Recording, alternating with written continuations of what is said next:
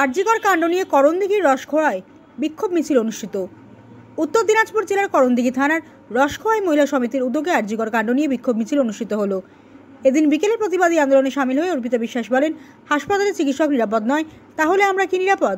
পাশাপাশি প্রতিবাদে সামিল হয়ে আরও এক খুদে কন্যা সরকারের কাছে প্রশ্ন তুলে বলেন, ডাক্তার যখন নিরাপদ নয়, বড় হলে আমরা কি নিরাপদ থাকবো? কলেজ ছাত্রী রিয়া দাস বলেন, আমরা রাস্তাঘাটে কতটা নিরাপদ? হাসপাতালের ভিতরে চিকিৎসার কাজে লিপ্ত এক চিকিৎসক যখন নিরাপদ নয়, তাকে ধর্ষণ করে হত্যা করে একদল নরপিশাচ, তাদের ফাঁসি চাই। আজকে মহিলারা একত্রিত হয়ে হত্যাকারীর ফাঁসির দাবি জানায়।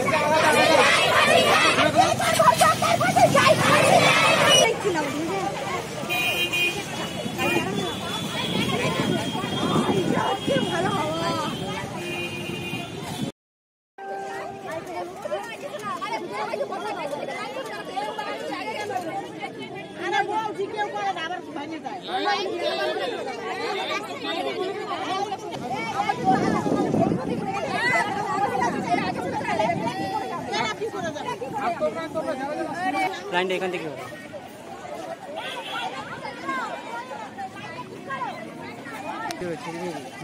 তাহলে কাট কাট করে লাগাই দেবো, কি আছে?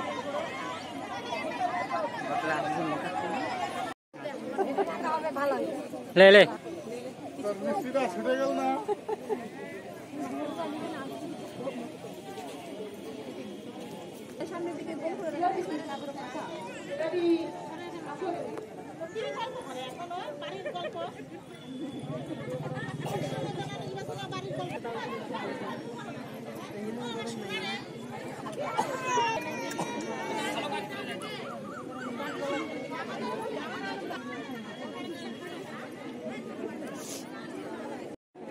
আমাদের দিদি ডাক্তার, যে মানে তার জন্য মানে আমরা ভয়ে ভয়ে আছি, মানে তার সাথে যেমন হয়েছে কিন্তু আমরাও কিন্তু তেমন কিন্তু পরিস্থিতি করতে পারি। তাই মানে আমরা মানে আমার দিদিদের সাথে কাকিমাদের সাথে সবাই মিলে আমরা মিলেছি।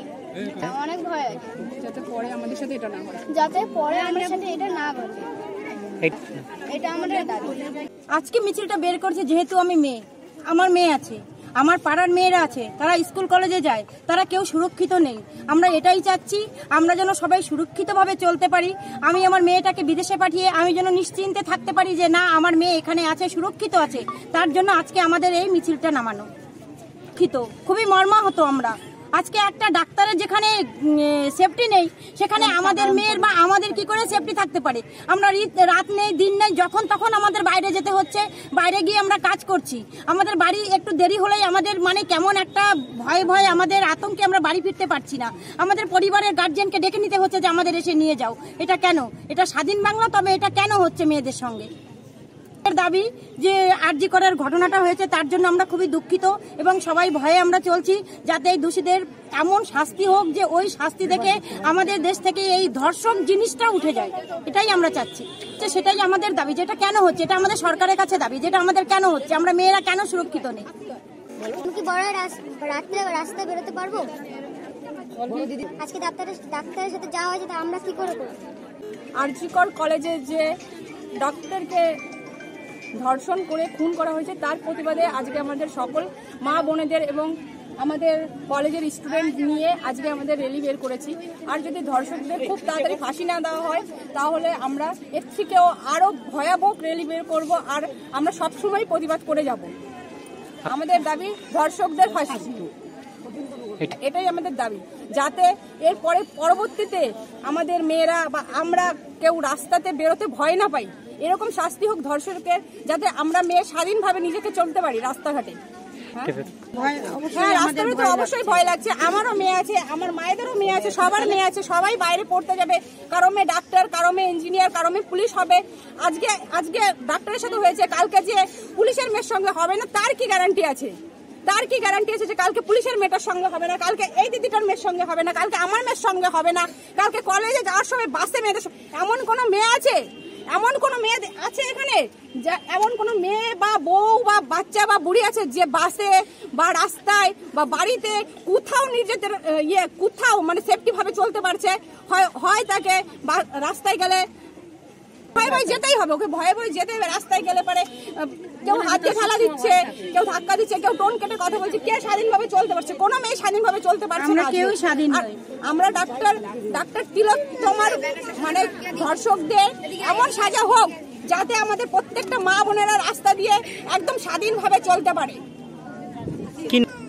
বুলটিবালা আমরা স্কুল মাঠ থেকে শুরু করে শিলিগুড়ি মোড় থেকে খন্তা মাদ্রাসা পর্যন্ত, মাদ্রাসা থেকে আমাদের রেলি হসপিটাল এসে এখান থেকে আজকের মিছিলটা, কারণ আমরা কোনো মেয়েরাই সুরক্ষিত নয়। রাস্তাঘাটে, কলেজ বলো, হসপিটাল বলো, হসপিটালে একটা নার্স সুরক্ষিত নেই, তো আমরা কিভাবে সুরক্ষিত থাকতে পারি? সাধারণ মানুষ কেমন লাগছে? আমাদের খুব ভয়াবহ অবস্থা। বেরোলে কেমন লাগবে? একটা ডাক্তার সে হসপিটালে সুরক্ষিত না, তো আমরা রাস্তায় কিভাবে সুরক্ষিত হয়ে থাকতে পারি? এটাই আমাদের সরকারের কাছে দাবি। আমরা জাস্টিস চাই, আর কিছু না। ধর্ষকদের যাতে ফাঁসি হয়।